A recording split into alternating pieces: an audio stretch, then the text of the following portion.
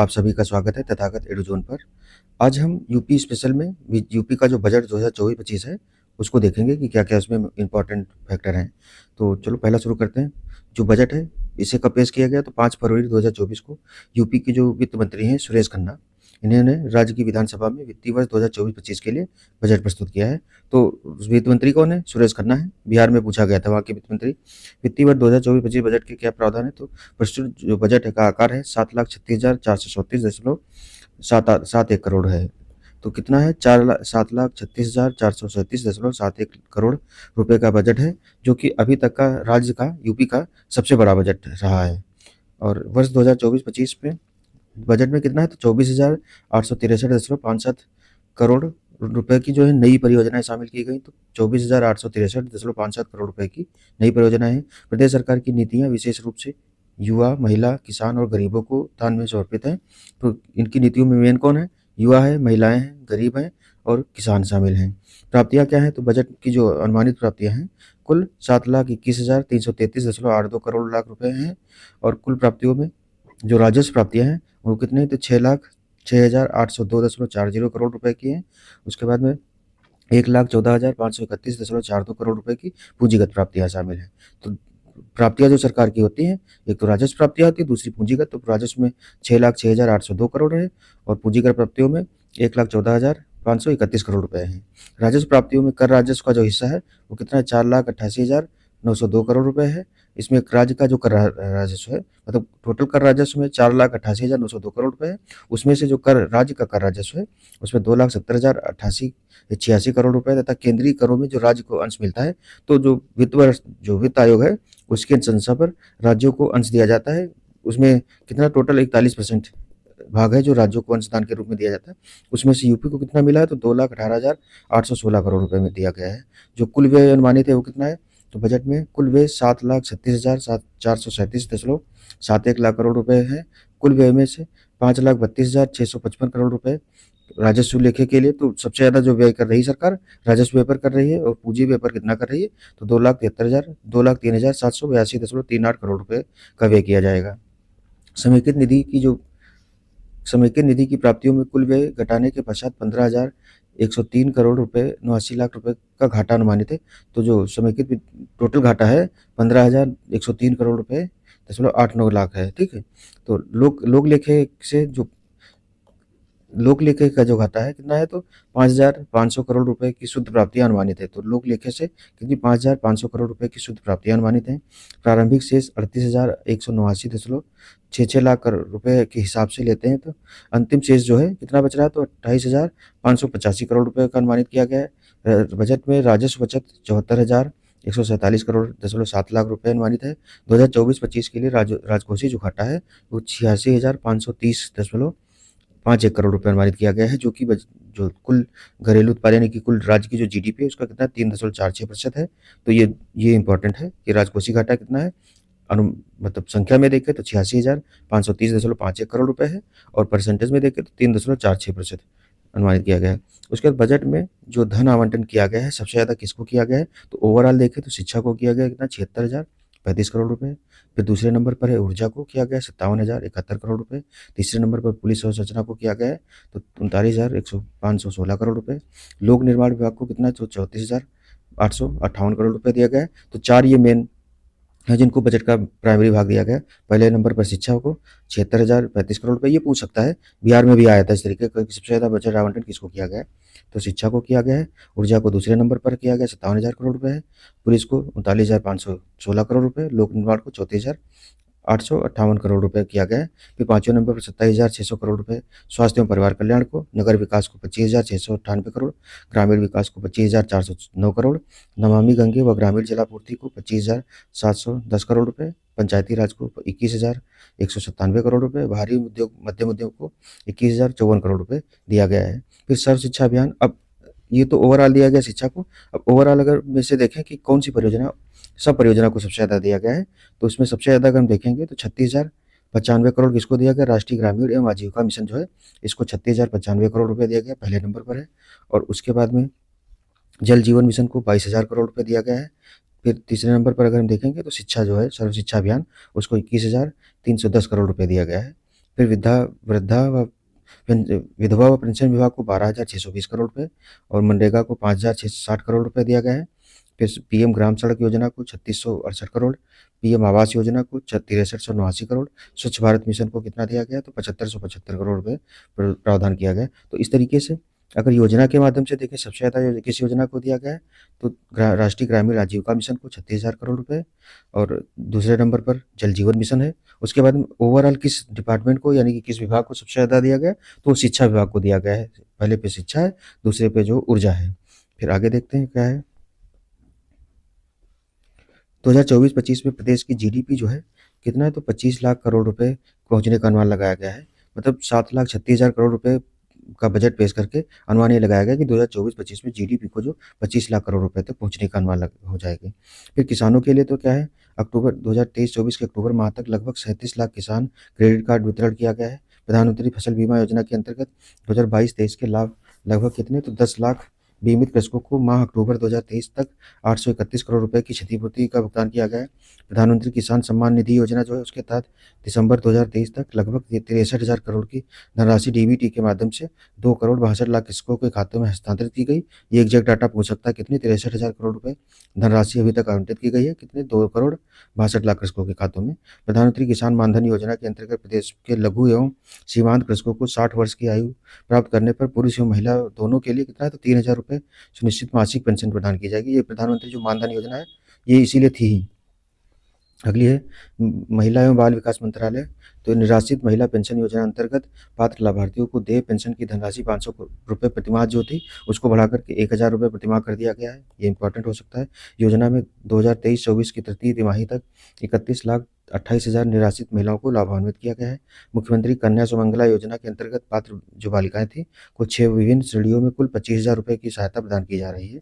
वित्तीय वर्ष 2019-20 से 23-24 तक 17.82 लाख लाभार्थियों को इस योजना से लाभ मिल चुका है। तो कितनी 17.82 लाख लाभार्थियों को लाभ मिल चुका है। रोजगार क्या है तो एक जनपद एक उत्पाद वित्त पोषण योजना के अंतर्गत 13,597 लाभार्थियों के माध्यम से 1,92,193 रोजगार सृजित हुए हैं। तो एक जनपद एक उत्पाद योजना के तहत 1,92,193 रोजगार सृजित किए गए हैं। विश्वकर्मा श्रम सम्मान योजना जो है एक जनपद एक उत्पाद योजना कौशल उन्नयन एवं टूल किट योजना के अंतर्गत लगभग कितने 4.08 लाख रोजगार सृजित हुए हैं। उत्तर प्रदेश कौशल विकास मिशन के अंतर्गत 12.15 लाख युवाओं को प्रशिक्षित किया गया है, जिनमें से 4.13 लाख युवाओं को विभिन्न प्रतिष्ठित कंपनियों में सेवायोजित भी कराया गया है। महात्मा गांधी मनरेगा के तहत वित्त वर्ष 2023-24 में 28 करोड़ 68 लाख मानव दिवस सृजित कराते हुए 75,24,000 श्रमिकों को रोजगार प्रदान किया गया तथा वित्तीय वर्ष 2024-25 में 33 करोड़ मानव दिवस का सृजन करने का लक्ष्य रखा गया है। तो इस बार जो है कितने 33 करोड़ मानव दिवस का सृजन का लक्ष्य रखा गया है। अभी तक का जो है ये पूछा जा सकता है कितना टारगेट है इस बार का। फिर श्रमिक कल्याण अगर देखें तो भारत सरकार द्वारा निर्मित ई श्रम पोर्टल जो है पर उत्तर प्रदेश के लगभग कितने तो 8.32 लाख करोड़ कामगार 8.32 करोड़ कामगारों का पंजीकरण हुआ है जो देश में सर्वाधिक है। तो जो ई श्रम पोर्टल है इसमें सबसे ज़्यादा यूपी के श्रमिक पंजीकृत हैं। निर्माण कामगार मृत्यु विकलांगता सहायता एवं क्षमता पेंशन योजना तथा निर्माण कामगार अंत्येष्टि सहायता योजना को एकीकृत करते हुए नई योजना निर्माण कामगार मृत्यु व दिव्यांगता सहायता योजना कर दिया गया। तो पहले 2 योजना जो थी कौन सी निर्माण कामगार मृत्यु विकलांगता सहायता एवं क्षमता पेंशन योजना तथा निर्माण कामगार अंत्येष्टि सहायता योजना जो थी उसको एक करके अब कर दिया गया है, निर्माण कामगार मृत्यु व दिव्यांगता सहायता योजना कर दिया गया है। वित्तीय समावेशन में क्या है तो प्रधानमंत्री जनधन योजना के अंतर्गत प्रदेश में 9 करोड़ खातों की शायद यूपी जो है देश में प्रथम है। तो यूपी ने 9 करोड़ खाते खोले हैं प्रधानमंत्री जनधन योजना के तहत। प्रधानमंत्री सुरक्षा बीमा योजना अंतर्गत प्रदेश में 5 करोड़ 54 लाख नामांकन के साथ उत्तर प्रदेश इसमें भी प्रथम स्थान पर है। प्रधानमंत्री सुरक्षा बीमा योजना के तहत प्रधानमंत्री जीवन ज्योति बीमा योजना अंतर्गत अब तक प्रदेश में कितने 1.9 करोड़ के नामांकन के साथ यूपी जो है दूसरे स्थान पर है। अटल पेंशन योजना अंतर्गत अब तक प्रदेश में 1 करोड़ 18 लाख नामांकन उत्कृष्ट प्रदर्शन रहा है। अब इनमें से अगर देखें तो एक क्वेश्चन ये भी आ सकता है कि प्रधानमंत्री जनधन योजना जनवरी 28 अगस्त जो 2014 में शुरू की गई थी। प्रधानमंत्री सुरक्षा बीमा योजना जो है ये कब शुरू की गई थी। प्रधानमंत्री जीवन ज्योति बीमा योजना और प्रधानमंत्री जो कौन सी है अटल पेंशन योजना, ये तीनों योजनाएं जो एक साथ शुरू की गई थी। ये 2015 में आई थिंक शुरू की गई थी। ठीक है, फिर अगला है औद्योगिक विकास क्या क्या, तो ease of doing business ranking में विभिन्न राज्यों में लॉजिस्टिक की सुलभता यानी कि जो लीड्स रैंक जारी की जाती है, में यूपी को अचीवर श्रेणी में रखा गया था। फिर चिकित्सा क्षेत्र में क्या है, तो राज्य सरकार के प्रयासों से मातृ मृत्यु दर वर्ष 2014 में कितनी 285 प्रति लाख थी, अभी 2022 में घट करके 167 प्रति लाख हो गई है। तो जो MMR है, जो मातृ मृत्यु दर, ये 285 से घट करके 2022 में 167 प्रति लाख हो गई है।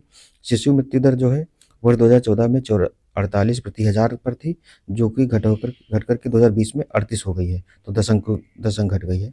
प्रदेश के सभी 75 जिलों में निःशुल्क डायलिसिस की सुविधा उपलब्ध कराई जाती है। सरकारी क्षेत्र के चिकित्सा संस्थानों में MBBS की सीटों की संख्या 1840 से बढ़कर कितनी 3828 हो गई तथा निजी क्षेत्र के संस्थानों में सीटों की संख्या कितनी 2550 से बढ़कर के 5250 हो गई है, तो इसमें भी बढ़ोतरी हुई है। PG में कुल 3318 सीटें हैं उपलब्ध हो गई हैं। फिर आयुष्मान भारत प्रधानमंत्री जन आरोग्य योजना के अंतर्गत 4 करोड़ 86 लाख से अधिक आयुष्मान कार्ड वितरित किए गए हैं। तो ये सब आंकड़े हैं, सीधे सीधे पूछ देता है। अगला है प्रमुख जो विभागों को प्रमुख योजनाएं कौन कौन सी, तो प्रधानमंत्री मातृ वंदना योजना हेतु वित्तीय वर्ष 2024-25 में इतना 322 करोड़ रुपए का आवंटन किया गया है। प्रदेश में 65 मेडिकल कॉलेज हैं, कितने हैं, तो 65 मेडिकल कॉलेज हैं, जिनमें 35 राज्य सरकार के 29 निजी क्षेत्र के हैं। राजकीय क्षेत्र में BSc नर्सिंग कॉलेजों की संख्या 6 से बढ़कर के 23 हो गई है। जनपद वाराणसी में मेडिकल कॉलेज की स्थापना के लिए 400, तो वाराणसी में मेडिकल कॉलेज स्थापित किया जाएगा। आयुष्मान कार्यक्रम के अंतर्गत 1600 हेल्थ एंड वेलनेस सेंटर स्थापित किए जाने का लक्ष्य तथा 1035 राजकीय आयुर्वेदिक, होम्योपैथिक एवं यूनानी चिकित्सालयों को हेल्थ वेलनेस सेंटर में परिवर्तित किया जा रहा है।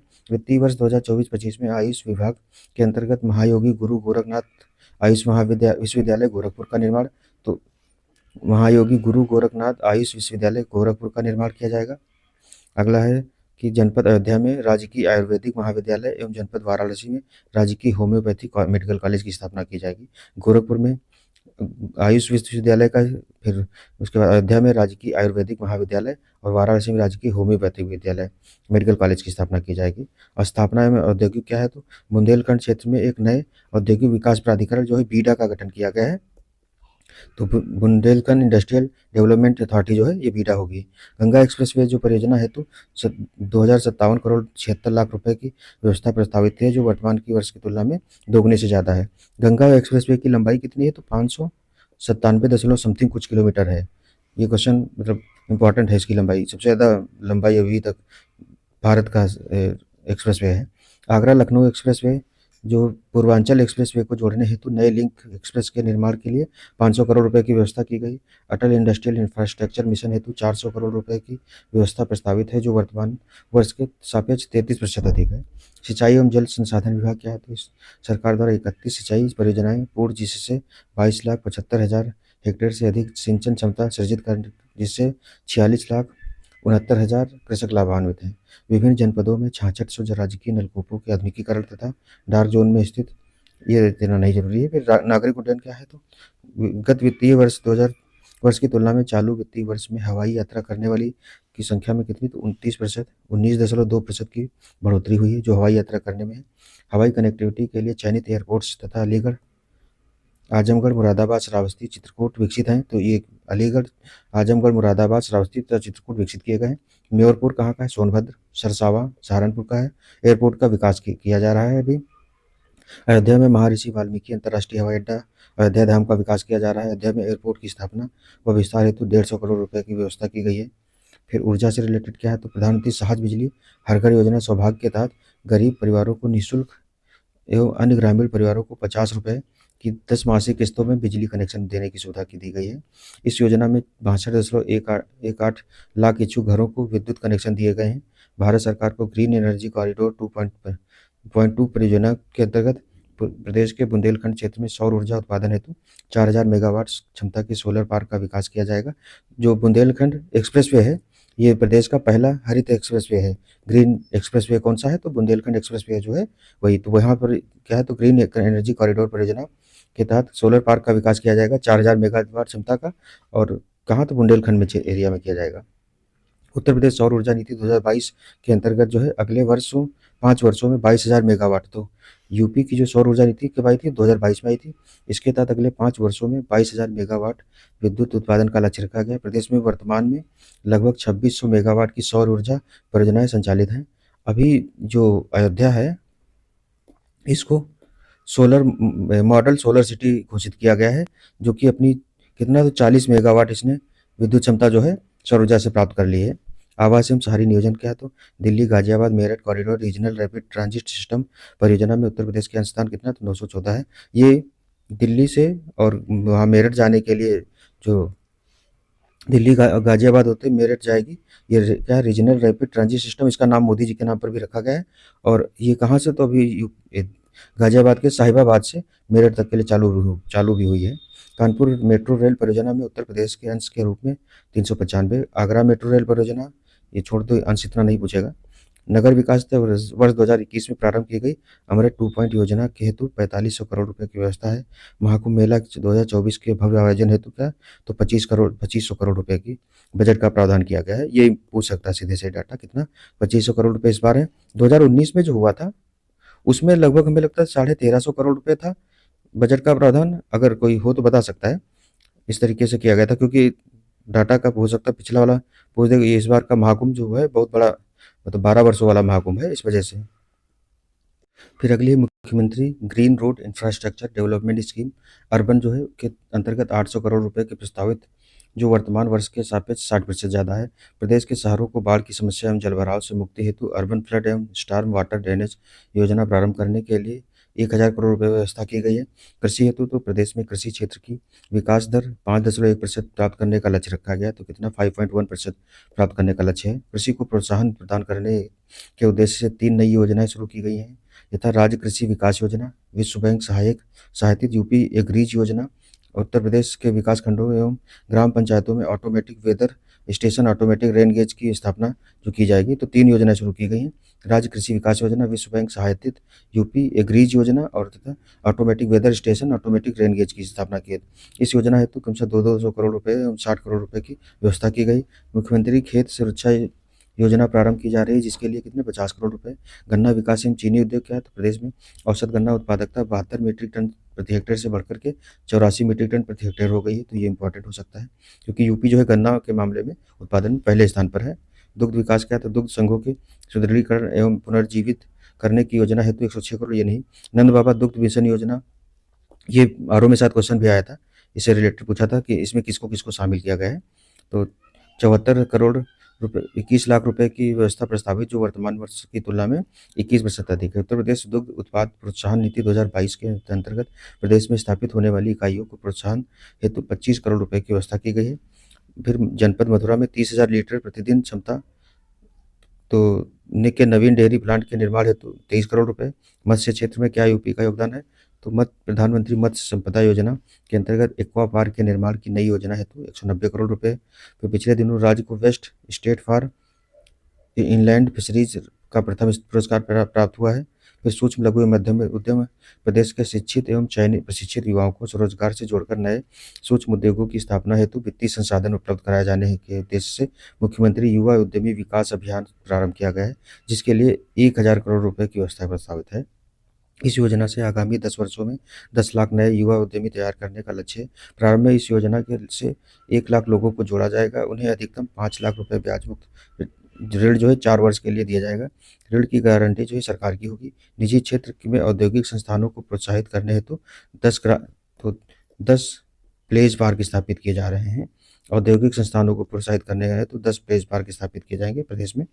अगला क्या है, तो हथकरघा एवं वस्त्र उद्योग को क्या क्या दिया गया है, तो वित्तीय वर्ष 2024-25 के वस्त्र उद्योग के क्षेत्र में 40,000 रोजगार सृजन का लक्ष्य रखा गया। PM mega integrated textile and apparel योजना के अंतर्गत लखनऊ हरदोई के में लगभग कितना, तो 1000 एकड़ क्षेत्र में मेगा टेक्सटाइल पार्क स्वीकृत किया गया है। पार्क की स्थापना हेतु 200 करोड़ रुपए का व्यवस्था है। तो PM mega integrated textile and apparel योजना के तहत लखनऊ हरदोई वाला जो एरिया है, उसके बीच में मेगा इंटीग्रेटेड टेक्सटाइल पार्क स्थापित किया जाएगा। उसके लिए 1000 एकड़ क्षेत्र में फैला है। 200 करोड़ रुपए का प्रावधान किया गया है। जनपद वाराणसी में national institute of fashion technology NIFT की स्थापना हेतु 150 करोड़ रुपए का प्रावधान किया गया है। तो निफ्ट जो है national institute of fashion technology कहाँ, वाराणसी में स्थापित होगा। ये सब क्वेश्चन आ सकते हैं सीधे-सीधे। फिर संस्कृति क्या है तो महाकुंभ 2025 के अंतर्गत विभिन्न कार्यों हेतु 100 करोड़ रुपए की बजट की व्यवस्था की गई है। टोटल बजट 2500 करोड़ रुपए का है और 2019 वाला एग्जैक्ट डाटा नहीं मिल रहा है हमें, तो आप लोग अगर किसी को हो तो आइडिया कमेंट बॉक्स में बता सकते हैं। निषाद राज गुहा सांस्कृतिक केंद्र संगवेरपुर की स्थापना हेतु 14.68 करोड़ रुपए जनपद आजमगढ़ के, तो संगवेर जो है निषाद राज गुहा सांस्कृतिक केंद्र संगवेरपुर की स्थापना हेतु कितने 14.68 करोड़। तो संगवेरपुर कहाँ है? प्रयागराज में है, वहाँ स्थापित किया जाएगा निषाद राज गुहा सांस्कृतिक केंद्र। फिर आजमगढ़ के हरिहरपुर में संगीत महाविद्यालय की स्थापना, तो आजमगढ़ के हरिहरपुर में संगीत महाविद्यालय की स्थापना हेतु 11.79 करोड़ रुपए, तथा महर्षि वाल्मीकि सांस्कृतिक केंद्र जो है कहाँ है? चित्रकूट में स्थापना की जाएगी। तो रुपए भले हो सकता है इंपॉर्टेंट ना हो इसमें क्या है कि निषाद राज गुहा सांस्कृतिक केंद्र संगवेरपुर प्रयागराज, फिर आजमगढ़ के हरिहरपुर में संगीत महाविद्यालय की स्थापना, महर्षि वाल्मीकि सांस्कृतिक केंद्र चित्रकूट में स्थापना की जाएगी। अंतर्राष्ट्रीय रामायण एवं वैदिक शोध संस्थान कहाँ? तो अयोध्या में किया जाएगा स्थापित।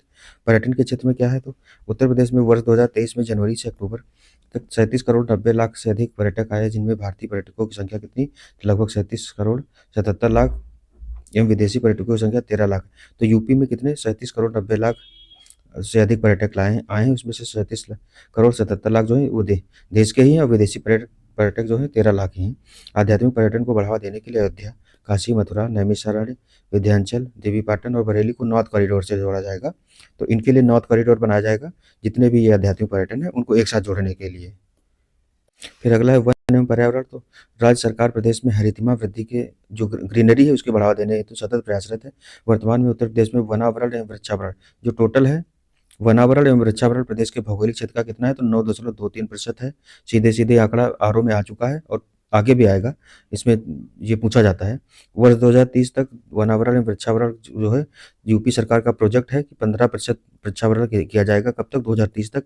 ये इंपॉर्टेंट दोनों डाटा है कि 2030 तक कितने परसेंट किया जाएगा तो 15% किया जाएगा वनावरण वृक्षावरण सम्मिलित रूप से, और अभी जो है वर्तमान में वनावरण वृक्षावरण 9.23% है। ग्रीन इंडिया मिशन के अंतर्गत संचालित कार्यक्रमों हेतु 110 करोड़ रुपए की व्यवस्था की गई है। Project tiger and project elephant योजना हेतु 48.94 करोड़ रुपए की व्यवस्था की गई। यूपी में 4 टाइगर प्रोजेक्ट हैं और प्रोजेक्ट टाइगर के तहत अगर टाइगर रिजर्व देखे जाए और 2 एलिफेंट रिजर्व हैं, शिवालिक एलिफेंट रिजर्व और तराई एलिफेंट रिजर्व दोनों दो यूपी में है। लखनऊ में दिल्ली की तर्ज पर 1500 करोड़ एकड़ क्षेत्र में एरो सिटी विकसित की जाएगी, जहां 7 स्टार यानी 7 स्टार पार्क, होटल, पार्क, विशेष स्तरीय कन्वेंशन सेंटर जैसी सुविधाएं होंगी। जनपद लखनऊ स्थित कुकरेल वन क्षेत्र जो है में कुकरेल व नाइट सफारी पार्क की स्थापना हेतु 50 करोड़ रुपए की व्यवस्था की गई। तो कुकरेल नाइट सफारी पार्क कहाँ स्थापित किया जाएगा? लखनऊ में है। संत रविदास शिक्षा सहायता योजना एवं मेधावी छात्र पुरस्कार योजना को एकीकृत करते हुए नई योजना संत रविदास शिक्षा प्रोत्साहन योजना शुरू की गई। तो 2 योजनाएं इस बार जो है उनको नई मतलब पुरानी 4 योजनाओं को मिलाकर के, जैसे कि ये संत रविदास शिक्षा सहायता योजना एवं मेधावी छात्र पुरस्कार योजना को मिलाकर के एक कर दिया गया है, संत रविदास शिक्षा प्रोत्साहन योजना कर दिया गया, और एक तरीके से ऊपर जो योजना है कृषि से रिलेटेड है उसको भी एक में कर दिया गया है। फिर इस योजना के अंतर्गत माह नवंबर 2023 तक कितना तो 1,86,270 छात्राओं को लाभ प्रदान किया गया है और कितना 58 करोड़ 86 लाख रुपए की धनराशि व्यय की गई है। फिर निर्माण श्रमिकों के बच्चों को निःशुल्क गुणवत्तापूर्ण एवं उद्देश्यपरक शिक्षा उपलब्ध कराने की दृष्टि से प्रत्येक मंडल में एक अटल आवासीय विद्यालय स्थापित किया जाएगा, जिसकी कुल निर्माण क्षमता 1267 करोड़ रुपए है। अटल आवासीय जो अभी तक है 16 अटल आवासीय विद्यालयों का लोकार्पण माननीय प्रधानमंत्री जी द्वारा किया जा चुका है। उत्तर प्रदेश से जुड़े परीक्षा उपयोगी और तथ्य क्या हो सकते हैं तो वर्तमान में उत्तर प्रदेश देश का सबसे बड़ा उपभोक्ता एवं श्रम बाजार बना हुआ है। तो सबसे बड़ा उपभोक्ता एवं श्रम बाजार बना हुआ है। देश का सर्वाधिक एयरपोर्ट, सर्वाधिक मेडिकल कॉलेज एवं सर्वाधिक सूक्ष्म लघु एवं उद्योगों की संख्या 96 लाख वाला पहला राज्य है। तो सर्वाधिक एयरपोर्ट यूपी में कितने? टोटल 7 एयरपोर्ट हैं। अंतर्राष्ट्रीय एयरपोर्टों की अगर संख्या देखें तो यूपी में लगभग 7 हो गए हैं। सर्वाधिक मेडिकल कॉलेज आगे देखेंगे कहीं। देश के कुल मोबाइल मैन्युफैक्चरिंग में राज्य का कितना तो 65% योगदान है। भारत का पहला फ्रेट विलेज वाराणसी में बना है, 100 एकड़ क्षेत्र में विकसित है। 17 नगर निगम है यूपी में एवं गौतम बुद्ध नगर सहित देश का सर्वाधिक सेफ सिटी वाला राज्य बनने की ओर अग्रसर है। उत्तर प्रदेश देश में कौशल विकास नीति लागू करने वाला पहला राज्य है। फूड बास्केट जो यूपी का है उसमें क्या क्या पहचान है? दूध है, दूध में यूपी आगे, गन्ना में आगे, चीनी में भी उत्पादन में आगे, आलू में भी है, आम में भी है, आंवले में भी है और इथेनॉल में, इन सब में देश में अग्रणी स्थान पर है। राज्य में देश का सबसे बड़ा 16,000 किलोमीटर का रेल नेटवर्क है। 4 लाख किलोमीटर का सड़क नेटवर्क है। एसोचैम द्वारा राज्य को best state in skill development का स्वर्ण पदक दिया गया है, तो ये भी एक फैक्ट है। उत्तर प्रदेश की जो जीडीपी है, इसमें 2022-23 के आंकड़ों के आधार पर देखें तो प्राथमिक क्षेत्र का योगदान कितना है, ये बिहार में पूछा तो इस यूपी में भी आ सकता है, 23.78% है। द्वितीयक क्षेत्र का योगदान कितना है, तो 29.66% है। तृतीयक क्षेत्र का योगदान जो है 46.55% है। ये डाटा इंपॉर्टेंट है, याद कर लीजिए आप। तो ये जो हमारा राज्य का बजट था यूपी का 2024-25 वाला, इसको हमने देख लिया है। अब यूपी स्पेशल में स्टैटिक जी के जो क्वेश्चन आते हैं यूपी के, उनको देखेंगे अगले लेक्चर में। तब तक आप लोग पढ़ते रहिए, रिवीजन कीजिए। मिलते हैं नेक्स्ट लेक्चर में, तब तक के लिए धन्यवाद। जय हिंद, जय भारत।